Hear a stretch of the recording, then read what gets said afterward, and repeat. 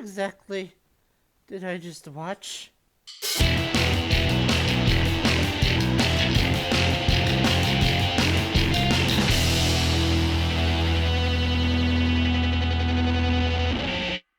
You have to excuse me. I'm a little speechless. I'm not sure what to say. I'm speechless. Chibnall, you did it. You surprised me in a way I thought Doctor Who could never surprise me anymore. I congratulate you. There were no set reports, no rumors, well, that I heard anyway. You did an excellent cover-up job, and I am so happy to have been surprised twice by returning characters this season. I had no idea that the Master was going to be in Spyfall, and certainly had not a clue that Captain Jack Harkness was coming back. I always wanted the show to have a surprise like this, and it finally did! Okay, I'll start from the beginning. I went into this episode, as I think did everyone else, just expecting a fun romp. I've always liked the Judoon in all their appearances, so I was looking forward to seeing them. I like how they're comedic, but still threatening at the same time. And those aspects were well written and presented here. I laughed at the part where the Judoon commander tried to compensate the old lady for her knitting needles, thinking they were a weapon, and Jodie Whittaker trying to come up with rhymes for the Judoon to match Tennant's Judoon platoon upon the moon line in Smith & Jones were quite amusing. There were also some darker moments, like where they killed the old lady. Okay, what is it with Chibnall and killing off the elderly characters? First Orphan 55, and now this. Just an observation. Did an elderly person just really piss him off when he was overseeing the scripts for this series? Okay, so Jack's back, and it was played really well. Graham, being the most comedic of the characters, made him the perfect one to be snatched first. If any companion was going to have the best and funniest reactions, it was Graham. The performances for both of them in that scene were great. Speaking of performances, I really liked Jodie Whittaker in this episode. Her doctor's really starting to grow on me. Not that I disliked her in Series 12, but there just didn't seem to be enough character there. But Chibnall's really starting to flesh out her character this season, and I love it. Jodie is the Doctor, and I'm happy about that. As amusing as it was for him to keep picking up the companions trying to pick up the Doctor, I am a little disappointed we didn't get to see him meet the 13th Doctor. But hopefully, and it'll probably come in the future. They certainly seem to set it up for that. And now on to the second surprise. I'm not sure yet how I feel on this new Doctor. I suppose it depends on if and when we found out the solution to the mystery, and what that solution is. I don't want it to be a pre-Hartnell Doctor because, quite honestly, I don't want to know that much about the Doctor's past. I would prefer it not to be a past Doctor at all, in fact, because that would seem to mess up with the continuity in a pretty major way, especially with Time of the Doctor. When they did it with John Hurt in the Day of the Doctor, it worked because, well, we hadn't reached the regeneration limit yet. But now we have, and if she is a past Doctor, then shouldn't 10.2 be the final incarnation of the first cycle, not Smith? But since we don't know what this is yet, I don't really feel like I can make a judgment either way as to whether I liked it or not. All I can do is have fun theorizing, as fans do.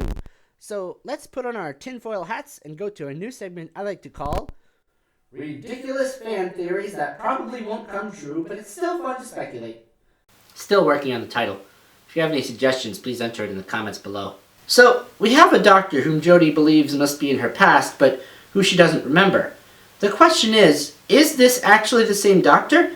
And if so, where does she fit into the timeline? There are so many possible theories to explain this phenomena, but I'm going to focus on just one. Well, maybe a couple. 2 or 3. So, let's look at the facts. Showrunner Chris Chibnall has apparently come out and said that there is no trick. She is indeed the Doctor, and there is no alternate dimension stuff going on. Yeah, is this like when Stephen Moffat said that it was in fact the 11th Doctor who died on the beach in The Impossible Astronaut? Or is he actually telling the truth? Well, since I want to stick to a couple theories for now, let's just give him the benefit of the doubt. Well, she can't be pre-Hartnell because her TARDIS is a police box, a form it did not get stuck in until the events of an unearthly child. She doesn't know what the sonic screwdriver is, so she's unlikely to be after Troughton. But discounting that, if she was anywhere in the timeline, the most likely place would be between Troughton and Pertwee since we never see that regeneration. Also, she appears to have been working for Gallifrey and the Time Lords, probably the Celestial Intervention Agency. Since we know Troughton did do some things with the Time Lords before regenerating, as seen in the Two Doctors, she would most likely be immediately after him. But again, I don't believe she could be, because that would mess up the regeneration cycle, making 10.2 the final Doctor, not Smith, as was the whole point of the Time of the Doctor. I have come up with a way to headcanon this if it does turn out to be the case, in that maybe Paul McGann's regeneration didn't count because it was brought upon by the Sisterhood of Karn, but I'd prefer not to use that headcanon. Don't disappoint me, Chibnall. Having eliminated these things, there are 3 possibilities I'm focusing on. 1. The Valeyard. We know that he's been recruited by the Time Lords to do their dirty work before, and he is always trying to find a way to regenerate. What if he was granted regenerations by the Time Lords in exchange for his services, regenerated, and then ran away when he was tired of working for them? This would make sense as to why she's slightly crueler and why the Doctor doesn't recognize her.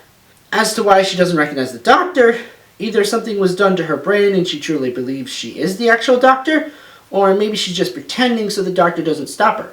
Possibility number 2, a future Doctor. Since we've eliminated a past Doctor, the next logical conclusion, if she truly is the Doctor, would be a future incarnation. Why doesn't she remember Jodie? Well, maybe her mind was altered by the Time Lords in order to make her more willing to work for them. Another possibility that I think is also likely is that there is some sort of alternate timeline going on. Jack mentioned an evil threatening the whole universe. What if that evil is a paradox created by the Time Lords? 2 timelines that are bleeding into each other and threatening all of time. Jack also mentioned that something was created and sent through time to destroy the Cybermen's empire. What if that thing was this mysterious Doctor? My theory here is that the Time Lords somehow manipulated the Doctor's time stream to create an alternate version for the purpose of destroying the Cybermen and whatever else they needed her to do. Maybe the time experiment went horribly wrong, and Gallifreyan history was changed as well. Gat says that she was doing all this for the glory of Gallifrey. I don't know about you, but that doesn't seem like a very Time Lord thing to say.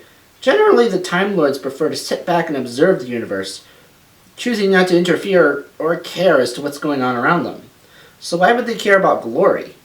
Why would they be using language that sounds more like it should be coming out of a Sontaran? I mean, it's possible that this is ancient Gallifrey, where they were changed by the Time Lords, or there's an alternate timeline with more warrior-like Time Lords. While I like all these theories, I know that the most likely thing is some new thing that Chibnall has come up with that I haven't even thought of. It's of course probable that it all has to do with the Timeless Child. Either way, I can't wait to find out what happens next. Whether we get these mysteries solved this year, or next year, or the year after that, whenever. All in all, I'd give this episode an 8.5 out of 10. What did you think of the episode? Let me know in the comments below. And don't forget to click like and subscribe and check out the other videos on the channel. Also let me know in the comments below if you have any theories about this mysterious Doctor or the lone Cybermen. See you next week when I review Doctor Who Series 12 Episode 6, Praxeus. Au revoir for now!